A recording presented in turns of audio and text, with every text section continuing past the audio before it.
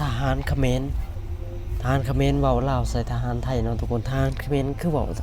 ลาวได้เนาะทุกคนเบิ่งคลิปนี้เลยเด็กกันอยากใส่ไปใส่จะพูนดินคอยบ่ขาบ่ได้บดบะเจียมาตะทั้งหันทั้งใส่ลงมาบ่ได้ดอกฉันบ่ได้เขาเปิดออก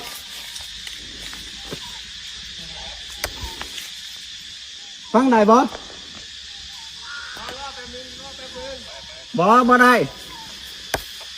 จริงตัวเหียนดิเหียนดอกดอกมือตะกลางดิ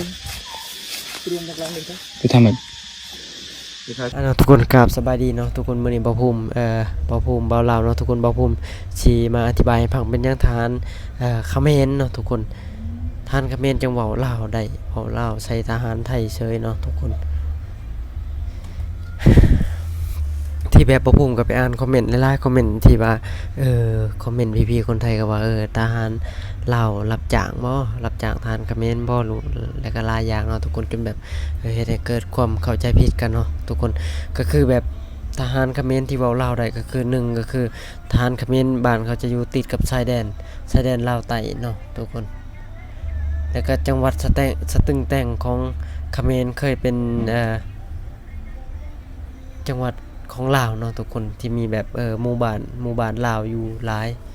เลยเนาะทุกคนบ่ผมก็เคยได้เบิ่งคลิปที่เขาเฮ็ดคลิปไป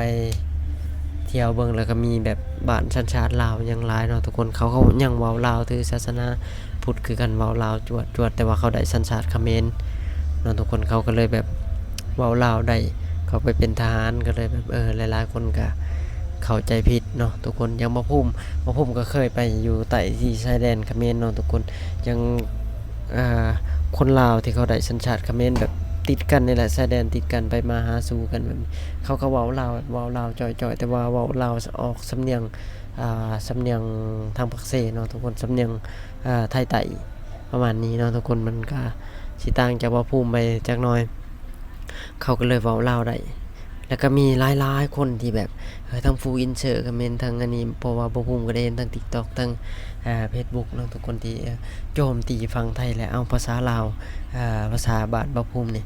เอาไปโจมตีไปว่าเนาะทุกคนจนแบบเกิดความเข้าใจผิดหลายคนเติบที่ว่าเป็นคนลาวที่ไปโจมตีฝั่งไทยหลายเนาะทุกคนที่จริงมันบ่แม่นเนาะทุกคนยังคลิปก่อนในคลิปผู้หญิง